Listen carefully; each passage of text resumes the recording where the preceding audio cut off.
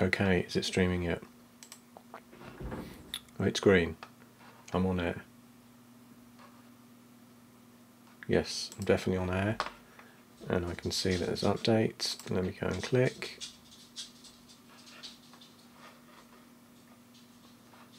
Yep, here I am, I'm live.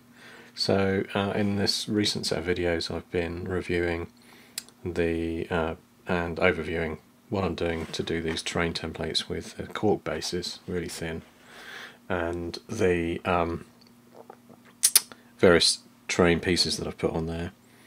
As you can see, I've now got the basic Tamiya flat earth colour,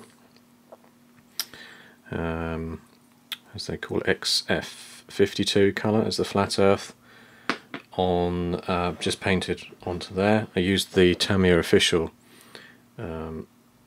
thinners to do that, so you thin them down and it means you get a pot going quite a long way. I ended up using a whole pot though to do that. And then I've gone on with a grey, a sort of flight deck grey, onto these rocky areas as well. And as I mentioned in the last video, where I hadn't gone fully on with a textured sand, I've gone into these edges here with the stony colour. Now I did base the grey all the way over the sort of brown edges there. But you can see, well, actually it's not that easy to see, but in some of these gravelly areas I left the very dark chocolate brown colour which I'd sprayed on there, which was Liquitex and their colour Raw Umber, and then I just went on with the sort of a dry brush of the grey, and then I've done the same sort of dry brushing up on the edges of these.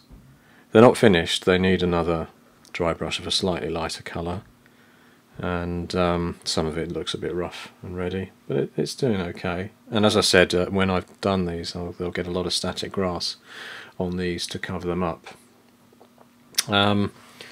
So yeah, so the rest are in progress as well. So again, you can see that dark burnt umber colour in the base of this sort of boggy one that I'm going to do water effect in there, and then the grey on the rocks. In fact, interestingly enough, this one had some sort of fossils in them, these bits of rock that are stuck on there, and they've kind of dry brushed up. There's other details which I'm going to highlight later on. That you can see there's little skulls and things in there that I put on there, which I'll do in more detail. And this is going to get the liquid water effect in there, so I'll be doing some sort of greeny boggy colours in there as well underneath the wood planks. I haven't really highlighted up the wood planks yet, I probably will.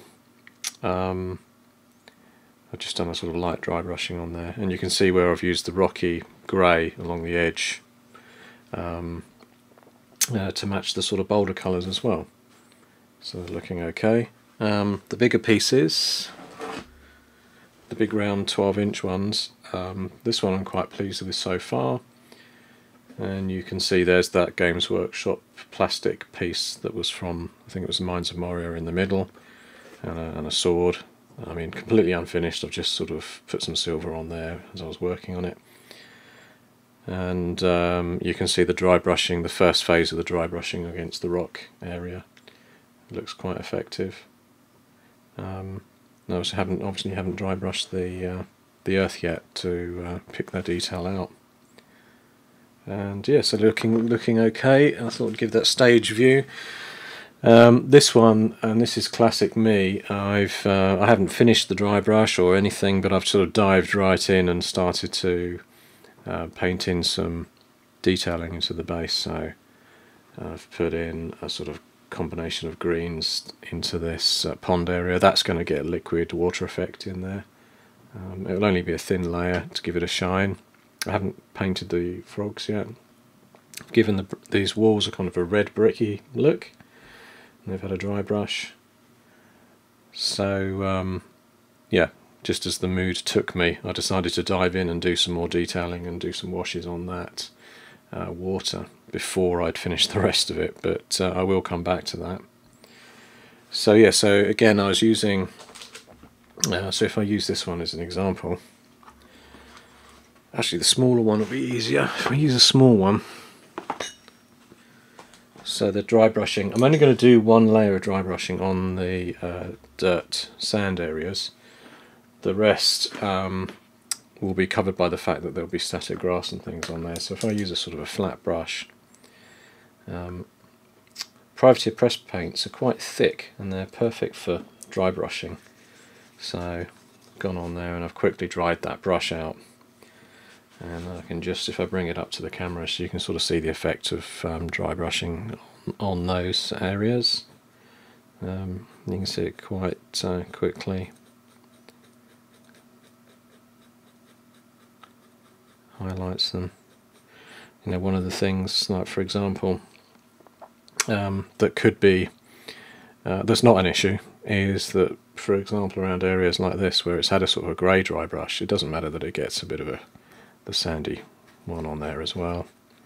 Around the edge, it just all highlights it up, and as I say, it will be lost when the grass is added. And this area here, boulders, you can see that's doing a good job of bringing them up. It's kind of almost a golden sort of colour.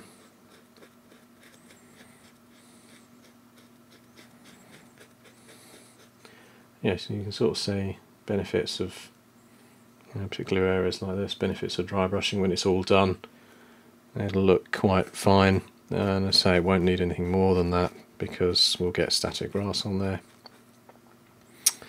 So that's it. So rather than make you watch this paint dry the whole way through, I just put that on there, and you can see it's coming on. I mean, I could go on to the edge of these to give them a bit more detailing on the wood areas. Especially since the brush has already lost most of its paint on this section there, so it's almost a very dry brush, but I lost a bit of twig there, but it still does a very good job at sort of giving you some edge on that, on those wood areas. Yeah, so that's what I've got to do. I've got to go around all of them to do that.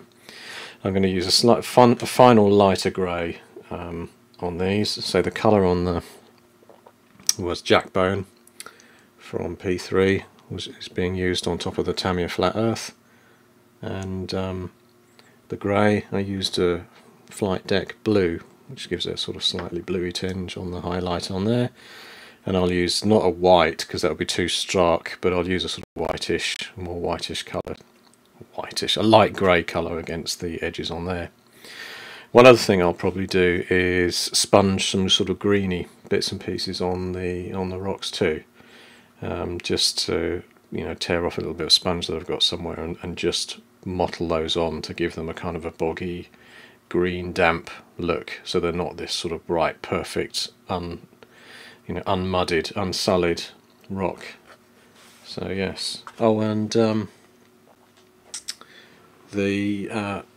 you can see here one area that's probably I'll avoid doing in the future is I've put a very smooth boulder on there, and it's dry brushed up okay, but I prefer a sharp edge on something that gives you a much better dry brushed result.